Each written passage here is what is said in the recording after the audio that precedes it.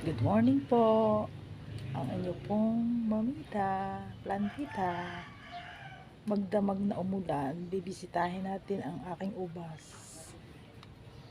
Yan, ang ating ubas. Marami na rin akong nakikitang bagong yan po, dyan po lalabas ang kanyang flowers. Sa mga ganyan.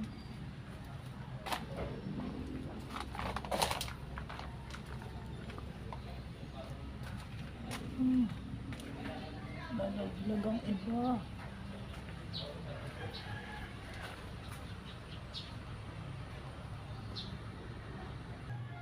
Ito yung kahapon na nilagyan ko ng plastic cup. Buti na lang hindi nalaglag yung baso. Kasi magdamag na umulan. Ayan po yung isa. Binawasan ko ng haba ng plastic cup kasi pabigat. Yan po.